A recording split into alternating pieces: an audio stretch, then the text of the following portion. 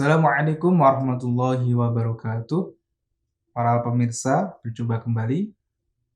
Pada episode kali ini, kita akan membahas tentang sifat-sifat huruf. Nah, bagian ini merupakan sesuatu yang penting yang harus juga diperhatikan oleh para pembaca Al-Quran atau yang baru membaca Al-Quran atau baru belajar membaca Al-Quran.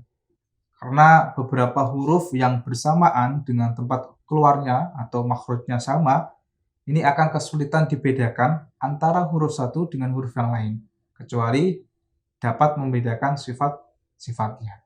Contoh misalkan huruf to. Jika saja huruf tersebut tidak mempunyai sifat isti'la, idbaq, jahr, maka huruf tersebut sama saja seperti ta. Nah, karena kemarin sudah dijelaskan di pertemuan sebelumnya bahwa huruf to dan ta itu makhrajnya sama. Nah, karena kedua huruf ini mempunyai sifat yang berbeda, maka pengucapan atau hasil yang diucapkan itu akan berbeda. Itu dikarenakan adalah sifat. Demikian juga misalkan seperti huruf dha dan dho, terus huruf sin dan shod itu juga sama. Ketika dia tidak mempunyai sifat, nah dia akan sama makhrajnya. Karena makhrajnya atau tempat keluarnya huruf itu sama. Nah, sifat huruf itu apa? Sifat secara bahasa itu artinya sesuatu yang melekat pada sesuatu. Misalkan sifat orang itu pemarah. Nah, itu pemarah adalah sifat yang melekat kepada orang tersebut. Nah, itu sifat. Sifat sesuatu yang melekat pada sesuatu. Nah, menurut ahli qiraat, sifatul huruf adalah keadaan yang tidak tetap yang berada pada huruf ketika diucapkan di dalam makhrajnya atau di dalam tempat keluarnya. Nah, untuk itu sifatul huruf adalah tata cara pengucapan mengeluarkan huruf secara tepat dari makhrajnya sehingga dapat membedakan antara huruf satu dengan huruf yang lain. Nah, seperti hembusan nafas atau tidak menghembus nafas, atau seperti tebal atau tipis dan sebagainya. Manfaat dari mempelajari sifat-sifat huruf ini apa? Nah, pertama, dapat membedakan dua huruf yang sama makhrajnya. Tadi sudah disinggung sedikit bahwa manfaat ketika mengetahui sifatul huruf ini bisa membedakan antara dua huruf yang makhrajnya sama. Nah, kemudian yang kedua tentunya memperbaiki bacaan huruf yang berbeda hurufnya sehingga menjadi indah dan bagus, ya, dan sebagainya. Kemudian dalam ilmu tajwid itu ada beberapa sifat-sifat huruf. Nah, sifat-sifat huruf ini ada 17 yang terbagi menjadi dua kelompok, yaitu sifat yang berlawanan, lahu diddun, dan sifat yang tidak mempunyai lawan, lahu laisa lahu diddun, laisa lahu diddun. Nah, sifat yang pertama dalam episode ini kita akan menjelaskan sifat yang berlawanan. Nah, sifat yang berlawanan itu ada 10, ya. Nah, yang pertama adalah hamas, ya. Hamas lawannya adalah jahr. Nah, untuk keterangannya nanti kita akan terangkan di selanjutnya. Kemudian yang kedua adalah syiddah, lawannya rokhawah. Nah, ini sifat yang saling berlawanan. Kalau tidak syiddah ya mesti rokhawah gitu, dan sebaliknya. Nah, antara syiddah dan rokhawah ini ada sifat yang namanya tawasud atau bayyinah, ya. Antara syiddah dan rokhawah ini ada namanya sifat tawasud dan bayyinah. Kemudian yang ketiga ini adalah sifat isti'la. Nah, ini berlawanan dengan sifat istifal. Kemudian yang berikutnya adalah sifat idbaq. Nah, sifat idbaq ini berlawanan dengan infitah. Kemudian yang kelima adalah sifat idlaq, berlawanan dengan sifat ismat. Nah, kita bahas satu persatu ya. Tadi mulai dari hamas. Nah, hamas ini menurut bahasa adalah samar atau tidak terang. Menurut istilah, huruf apabila diucapkan atau dimatikan, mengeluarkan atau mengalirkan nafas. Ya. Jadi hamas itu mengalirkan nafas. ketika diucapkan. Nah, hurufnya itu ada apa saja? Adalah tersingkat dalam kalimat fahathahu syahsin sakat. Ya, fahathahu syahsin sakat, yaitu fa, ha, tha, ha, shin, ha, sod, sin, kaf, dan ta. Ada 10 ya, ada 10. Fahathahu syahsin sakat. Misalkan tadi arti dari hams itu adalah mengalir nafas ya. Contohkan misalkan arwah, ya, diperhatikan hak ya, hak matinya. Arwah. Nah, itu anginnya berembus atau mengeluarkan mengalir angin ya. Ar-Rahman, Ar-Rahman. Nah, misalkan contoh yang lain, qad aflah. Nah, qad af. Nah, contoh coba lihat diperhatikan huruf fa-nya ya. Qad aflaha. Nah, qad aflaha. Nah, contoh yang lain, mustaqim, Nah, ini ada angin yang mengalir, sin mati. Ya. Kemudian yang lawannya hamas adalah sifat jahr. Jahr ini menurut bahasa ini artinya nampak atau terang. Ya, lawan dari kata hamas. Ya. Nah, menurut istilah ini, huruf apabila diucapkan atau dimatikan tidak mengeluarkan atau tertahan nafas. Ya, ini kebalikan dari sifat dari hamas tadi ya. Ya, hurufnya ada berapa yang selain hamas tadi. Nah, cara menghafalkan cukup dihafalkan yang huruf-huruf hamas tadi ya. Fahathahu syahsin sakat. Nah, selain itu adalah huruf atau huruf yang termasuk jahr kayak gitu. Oke, yang selanjutnya adalah syiddah ya. Syiddah lawannya tadi apa?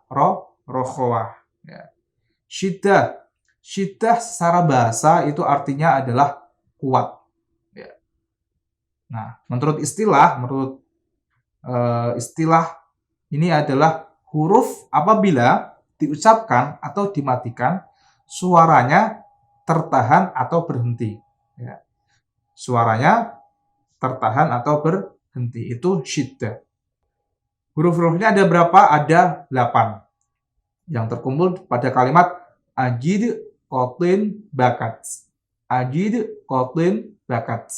Nah, itu ada 8. Alif, jim, dal, qaf, to, ba, kaf, dan ta. Ajid qatin bakat. Kemudian di antara syiddah dan rokhawah tadi ada namanya sifat tawasud atau bayinah. Ada huruf lam, nun, ain, mim, dan ro. Dia tidak tertahan suaranya jika tidak lunak gitu, setengah-tengah gitu. Itu tawasud. Nah, kemudian ada sifat rokhawah. Nah, rokhawah ini artinya apa? Lunak. Ini huruf apabila diucapkan suaranya terlepas atau masih berjalan seperti huruf itu. Hurufnya ada 16 tadi, kecuali yang syiddah dan tawasud atau bayinah. Gitu. Selain itu adalah huruf dari rokhawah. Oke, selanjutnya adalah sifat isti'la. Ya, isti'la. Nah, istilah ini artinya adalah naik atau terangkat. Menurut istilah, ketika mengucapkan huruf, lidah terangkat ke langit-langit. Ya, lidah terangkat ke langit-langit. Ya, hurufnya ada 7. Ya. Khussa, dogten, qil. Ya. Khussa, dogten, qil. Nah, ini ya sifat isti'la. Nah, lawannya dari isti'la adalah istifal ya. Lawan dari isti'la adalah istifal.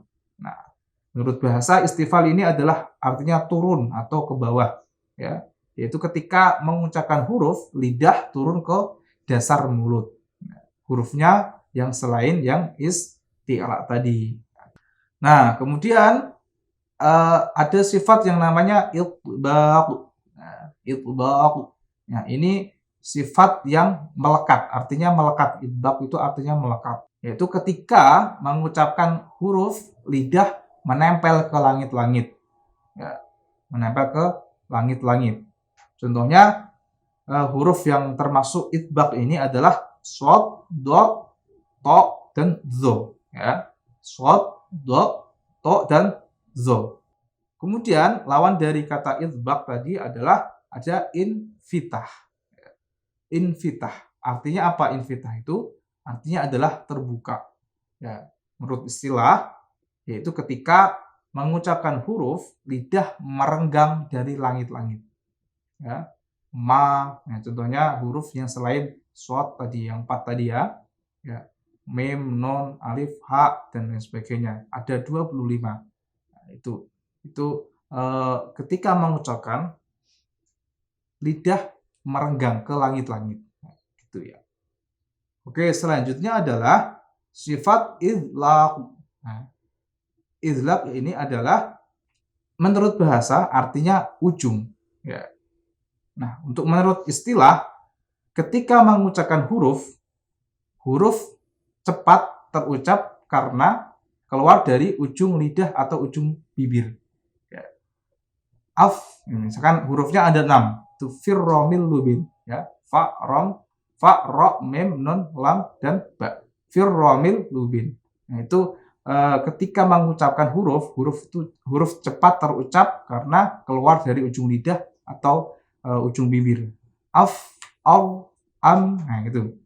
Nah, kemudian lawan dari kata idlaq itu ada ismat. Nah, ismat ini artinya adalah menahan, ya, menahan atau diam, ya. Yaitu ketika mengucapkan huruf kurang cepat atau lambat terucap karena keluarnya tidak dari ujung lidah atau ujung bibir, ya. Nah, misalkan hurufnya jim, ya, jim, za, ghin, shin, sa, alif dan seterusnya. Ya. Itu huruf atau sifat huruf yang mempunyai lawan. Otomatis ketika kita mengambil contoh satu ayat misalkan, satu ayat itu pasti mempunyai setidaknya minimal mempunyai 5 sifat gitu. Kalau enggak idbaq ya dan sebagainya. Kalau enggak jahr ya hamz kayak gitu. Pasti minimal ada 5 sifat. Belum nanti ditambah sifat-sifat yang lain kayak gitu. Itu beberapa sifat yang ada dalam ilmu tajwid. Demikian episode pada kali ini terkait dengan sifatul huruf. Assalamualaikum warahmatullahi wabarakatuh.